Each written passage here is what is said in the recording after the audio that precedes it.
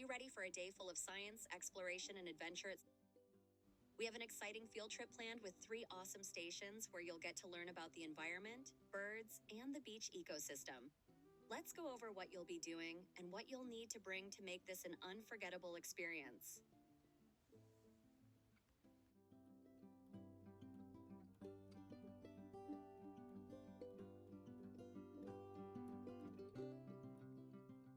One rotation we will do on this field trip is finding sand crabs near the waves and recording data about them.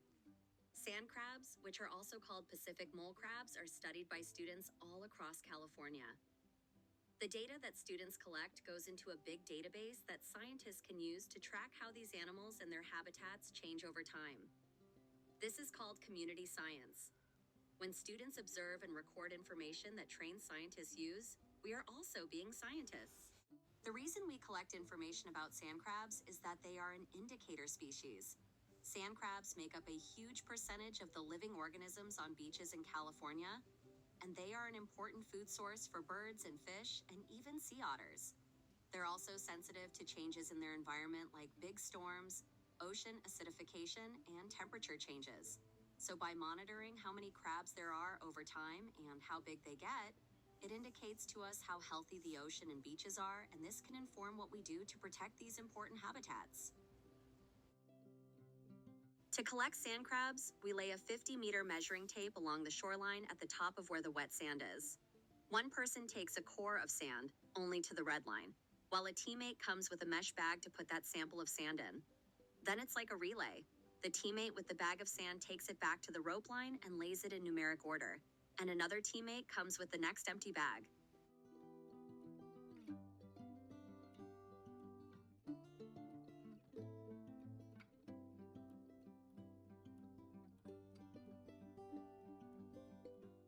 The sand core sample collector takes one big step closer to the water, digs another sample, only to the red line, and puts it in the second mesh bag. We keep doing this until all bags have a sample of sand. And they are in order so we know which sand was furthest from the water and which sand was closest to the water.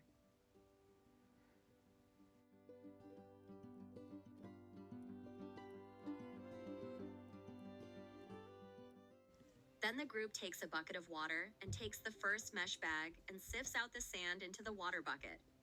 Make sure to check the edges of the bags where baby crabs like to hide. If you find any crabs, take them carefully one at a time out of the bag to measure their shell, the carapace. Make sure to hold the crab very gently between your thumb and finger and be careful not to drop it. This is probably a super stressful experience for the crabs, so we want to be very gentle with them.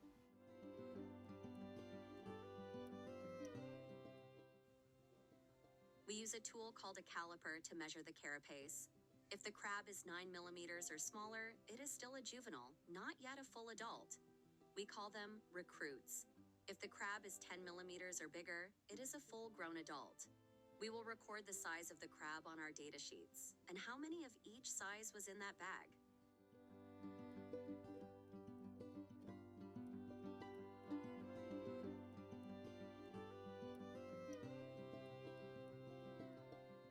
If the crab is a grown adult, you can gently turn it over. If you see orange or brown globs on the bottom sides, it is a female with eggs. That's called a clutch of eggs. Once we've recorded the sizes of every crab in the first sand bag, we carefully release the crabs and sand back into the water and move on to bag number 2.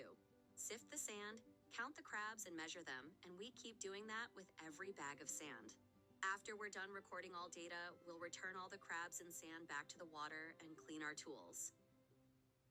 To summarize, we will use these scientific tools to collect Pacific mole crabs and record data about them. We use the gray core to collect a piece of sand at different lengths away from the waves. We put the samples of sand in the mesh bags. Then, in the bucket of water, shake out the sand so all that's left in the bags are the crabs. Then we will measure the crabs one at a time using the measuring tool, the caliper, then record the size of the crabs and whether they are a juvenile, recruit, or an adult.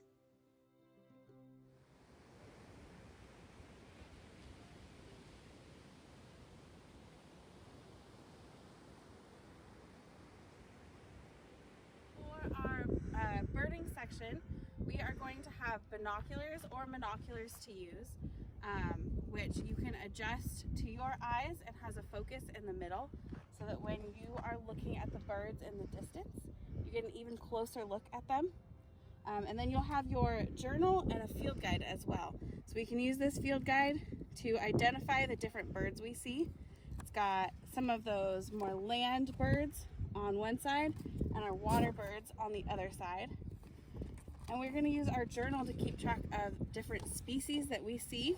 So the different kinds of birds we'll track here, and our abundance, how many.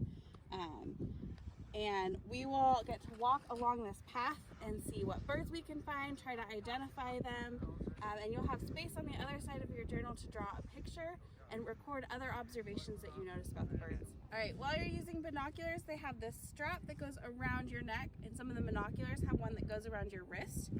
It has that focus in the center that you can adjust, and we do have 3 rules for using binoculars. The first one is we do not want to look at the sun, it will hurt our eyes. The second is that we do not walk in binoc. We don't walk while using them. Our feet should stay where they are. And third is we are not using them to look at any other people, just for nature and birds. We are not spying on other people, just using them to see what's out here today.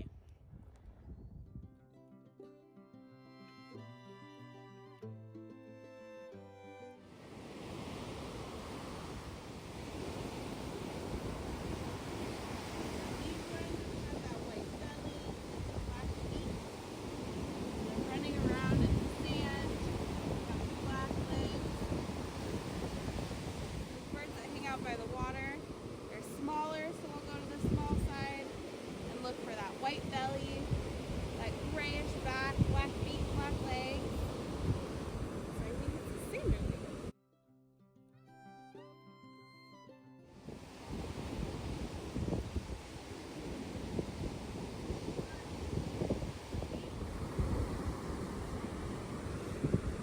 These ones turn down. This one's straighter, like the birds that we see over there. Okay.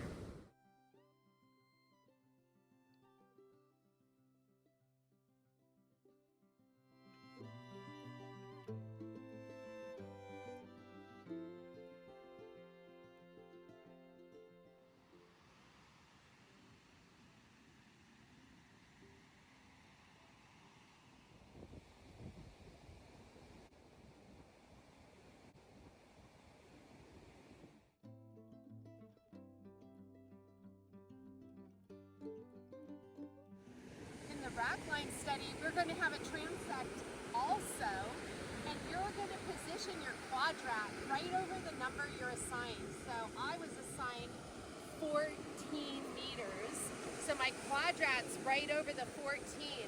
And now I'm going to count how many squares have algae or seagrass, and I'll count and do like snakes and ladders back and forth. So there's algae here, but it's rooted down, or algae in each of these. So 1, 2, 3, 4, 5, 6, 7, 8, 9, 10, 11, 12, 13, 14, 15, 16, not really there, 17, not really there, 18, 19, that's it, 18 squares. So my partner's going to write 18 of the squares have algae in them.